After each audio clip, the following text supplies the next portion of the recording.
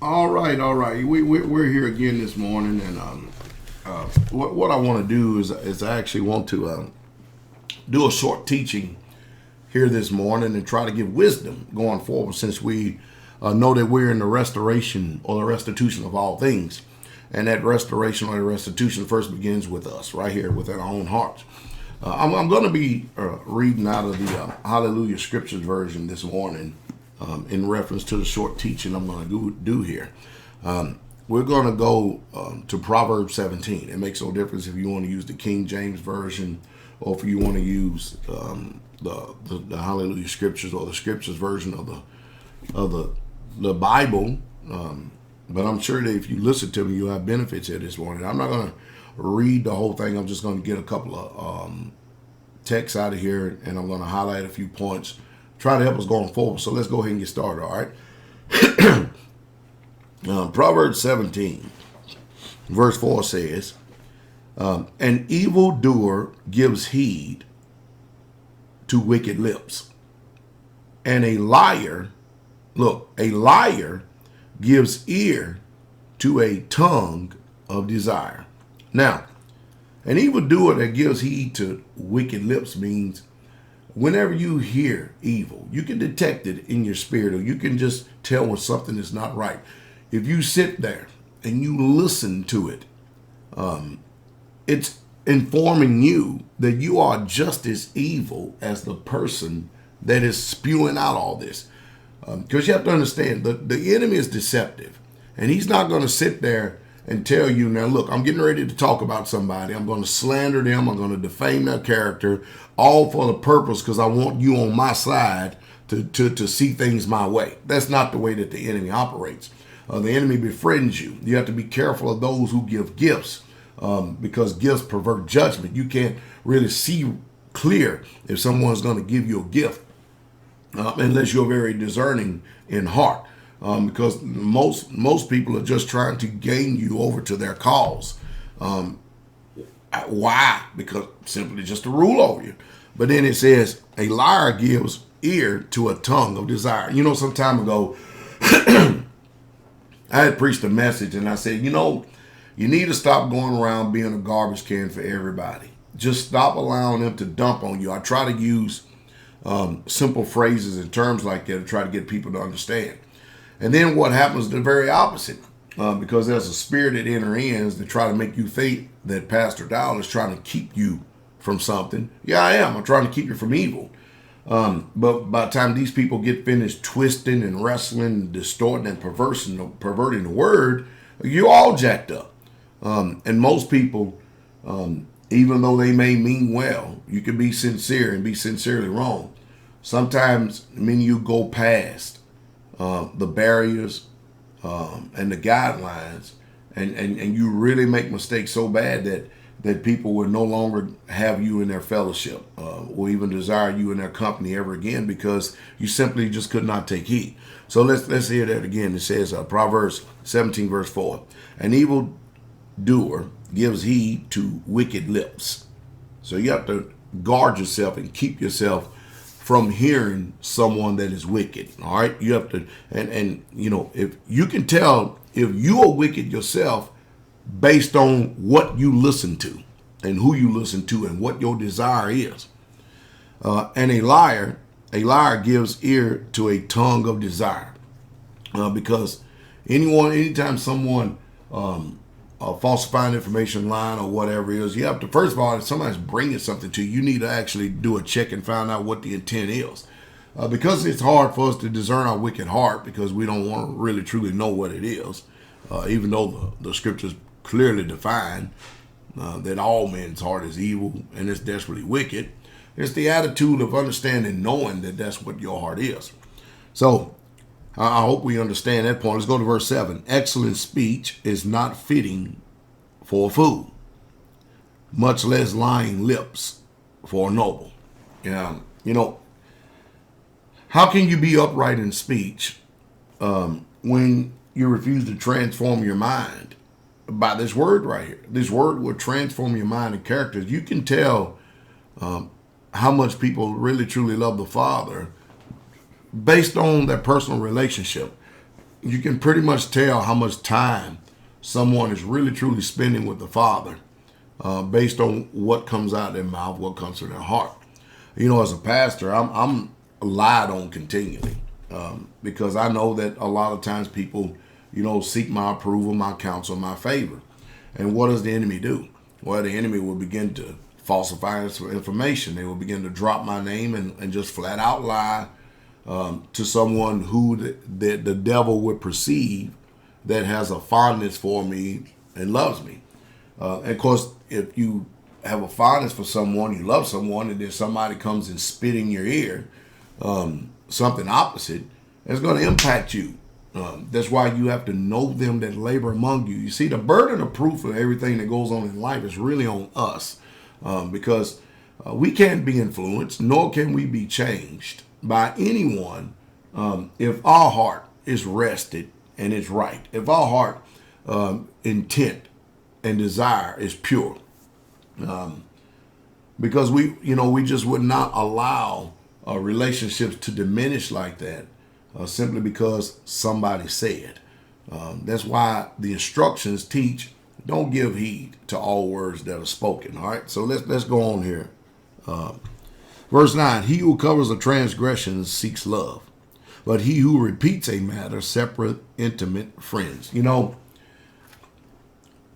There's not one woman or one man on this earth that not only that hasn't transgressed, but in some way, shape, fashion, or form that is in transgression. But when you get people who want to actually go and reveal the past of someone, you need to be careful, because if they can reveal the past of someone or their transgression, you're next. They will do it to you too. But we don't never focus on this. We never focus on this type of deception because, again, we don't understand our heart. And a lot of times our heart desire is full of murder. It's full of envy. And when your heart is full and filled with murder and hate and envy, your steps are charted to walk a certain way. But if you got someone that knows how to keep their tongue, and believe me, as a pastor, I cover a lot of transgressions that me and you people will never, ever, ever know because they have that confidence. But if you get someone that repeats the matter, the only intent that they're looking for is to separate you and that person from being a friend. That's the only way. I hear a lot of things about a lot of people. And I have to walk according to this word. And I have to use myself and use, examples to get you to understand. I hear a lot of things from a lot of people, and it's not always healthy. But they don't come and sit down and talk to me. It's just little sayings here and there. The only, I'm just ruled by the word, but I understand just because I hear it doesn't mean it so. Because the Torah teaches that out of the mouth of two or more witnesses, not two or more hearsayers, not two or more accusers. You have to understand when people are injured, most people, because they're full of bitterness and they don't understand the spirit of bitterness, they will attack someone in any kind of way that they can possible to cause more pain and more injury. And the whole intent is to build up a network of people to be against the one who, just like all of us, is trying to wade their way through this life in order to get to the kingdom. But when someone's injured and they're bitter and stuff, they're only seeking death. But when you have someone that purposely goes to reveal something that should have only been kept between you two, the murder is in that man's or in that woman's heart, and they're only seeking to separate very friends. We hope that you can be intelligent enough to not take heed to all words that are spoken. You see what happens when you really truly follow the rules and the guidelines? They are a blessing. They will help you. Let me go on some more. It says, look at this. Verse 10, reproofs enter deeper into a wise man. And the reason being is because a wise man, he's not interested in trying to justify himself. He's looking for perfection. And so he will weigh evidence carefully to see if the shoe fits, proverbial shoe fits. And if it does, he will make the necessary adjustments and changes from there. But someone else, they will defend their wickedness because they feel like they're being attacked. and they will never ever be wiser. So you have to be discerning, and with time and with experience and with age, discernment will increase. All right, verse 11. An evil one seeks only rebellion. Did y'all hear that? A person that is evil, all that they seek is rebellion. Look at this. So a cruel messenger is sent against him. It won't be long. I often talk about people who are evil and they mean evil. And of course, you can't convince people that they're evil today. But you just watch and see. It won't be too long before they start throwing each other under the bus. And that's just simply what's happened. So that is the actual cruel messenger. But if you can discern character and natures and stuff, and the intent of men's heart by what comes out of their mouth, you'll start preserving yourself from a lot of heartache and pain. Verse 13, whoever rewards evil for good, evil does not leave his house. This is where bribery comes in. This is where people, you have to be careful of people who, what they do is they flood you with gifts. And all of a sudden they never had any interest in you whatsoever. Now all of a sudden they want to be your friend, your personal friend. Usually people like that have something evil working in their heart. This is not something that is developed over a period of time. It could be because they discern that you are very weak in nature, and then they can extract all type of information out of you. So the way they do to keep your guard down and pervert and pollute your judgment is by befriending you, is continually giving you gifts, and being real nice and kind. But yet and still, they can't be their way across the board to everybody. These people usually have favorites. And I know that there's some people that we're closer to than others, but the devil is so subtle. And the only way you're going to be able to see the enemy is by watching the actions. But you first have to know the word in order to discern the actions of people. So you be careful of whoever's rewarding you for evil. Because it goes back to verse 4 when it says, an evildoer gives heed to wicked lips. You're listening to wicked lips. And a liar gives ear to a tongue of desire. Now let's go on. Verse 14 in Proverbs 17. The beginning of strife is like releasing water. Therefore, stop fighting before it breaks out. If you can actually diffuse a matter and stop the fighting, and you have to understand, if it's possible, you can be at peace and live at peace with all men. But some people, it's simply just not possible. They're not going to allow. They're just simply not going to allow it. And if those type of people are that way, then you need to remove yourself from those people. Get them out of your life. Life is too short to be fooling around with foolish people who will not submit to biblical terms. And you ain't got to worry about it. The more righteous you get, the more the wicked will separate from you, because they can't hang around there because they're not comfortable in their environment, because you're seeking favor with the Father and they're looking for their own kingdom and their own way. And you don't have to worry about it. They will actually remove themselves from you. You just stay right. You stay focused. You keep your intent right, knowing that every outer word that is spoken is going to be judged by the Father. And that's what you do. So anytime that you can detect strife and stuff, the first thing you want to do is don't start fighting. If you can help it, don't start fighting, okay?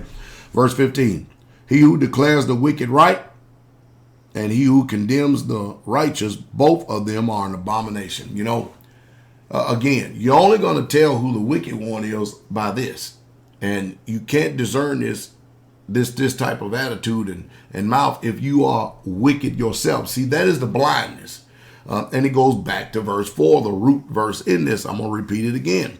An evildoer gives heed to wicked lips. Did you hear what I said? An evildoer gives heed to wicked lips.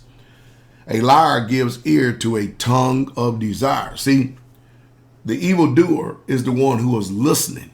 We already know these people that are evil, but if you are listening to someone of wicked lips, you are an evildoer. You are. And if you give ear to a tongue, it's because it's something in you that wants to listen to that. Not only wants to listen to that, but live out there and function out. It's just amazing, the wisdom in his word right here. So we have today A lot of people who have no track record whatsoever at all. In life, in word, in ministry, in truth. They have no impact on anyone's life whatsoever at all. But then all of a sudden, they rise up and want to condemn the righteous. The word says that both of them are an abomination to Yahweh. Verse 15 again. He who declares the wicked right and he who condemns the righteous, both of them are an abomination to Yahweh. You know, the sad part about it is that the majority of people who attack the righteous and they're looking to spit in your ear and to get you, which you nearly need to know your heart, you don't know anything about them.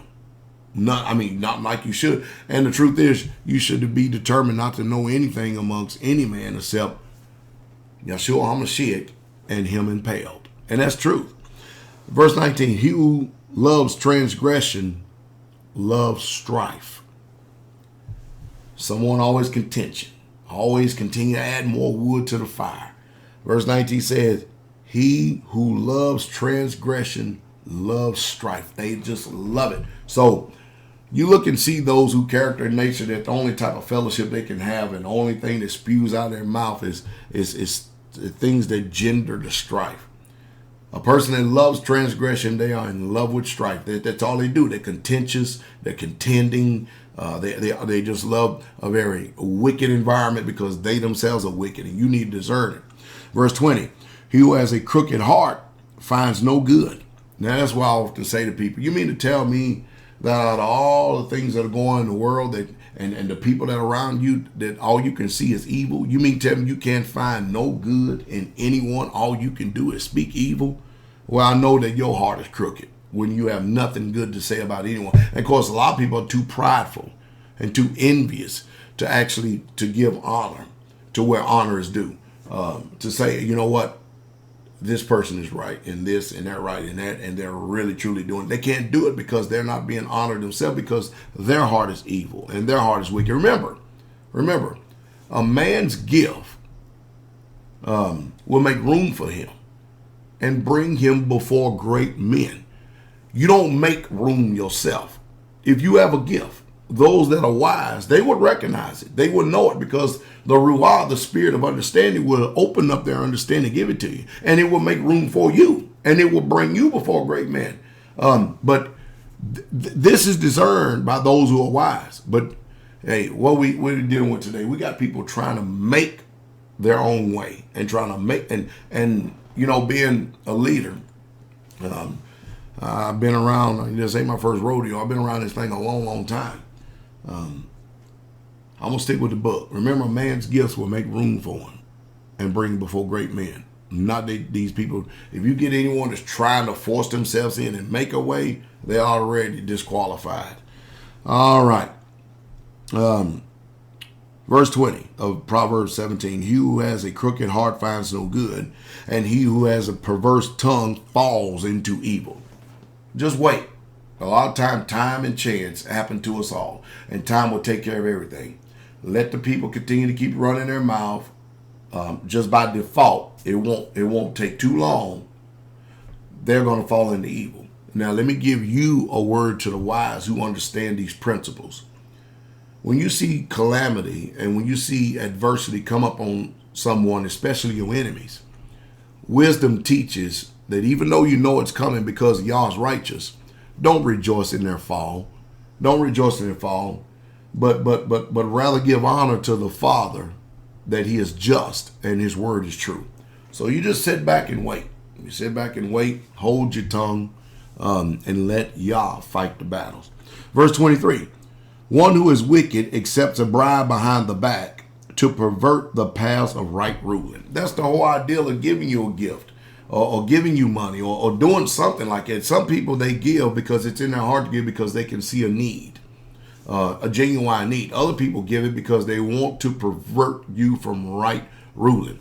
Most times the people that are seeking to bribe you and stuff, it's because they don't want you to peer into their life, to peer into their heart, because they know that giving you this gift is going to blind you from seeing them who they really truly are. Now, you have to understand, these people are deceived too, and the majority of people don't realize, they do not realize the level of deception that they're under. So listen to wisdom and get understanding. Verse 26, It is also not good to punish the righteous one, to smite noble ones for straightness.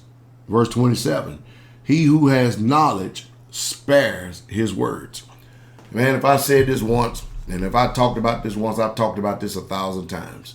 When you have a man or a woman that cannot control their tongue, they always have to be the center of attention, center of conversation. They always have something to add. They always have something to say. They are known for running their mouths. They cannot just ever simply stop. They can't sit back. They always have to dominate every conversation. They're very loud and boisterous in conversations. I'm not talking about in preaching and teaching. You're supposed to cry loud, spare not. But these people can't control their tongue. They can't spare their words. Look at this. You are in some serious trouble. Remove yourself from that environment. Don't be hooked, because there's a spiritual hook that wants to keep you in there and snare you to keep listening. You'd be better off just walking away. That's what you'll be better off doing. And a man of understanding is cool of spirit. It may be a good shirt that we make. You know, we have a logo on the front and then put cool of spirit in the back. All right. Even a fool keeping silent is regarded as wise, as understanding when he closeth his lips. Hey, hope I said something here this morning to try to give some type of right ruling, guidelines and instructions according to the scriptures. You know, these instructions are a way of life for those of us who are seeking perfection in order to go to the kingdom. I think it was a pretty good little commentary this morning on Proverbs 17. Hope you enjoy it. And go back and listen to it again and again. And don't forget to rate, because Pastor Dowell has enemies. Listen to this teaching and stuff, and then ask yourself, how in the world can somebody hate right teaching like this when it's a benefit and a favor for each and every single one of us? And then you'll begin to understand what's wrong. If they hated him, they will hate you. It's just a promise, and it's the truth. Y'all have a good day, all right?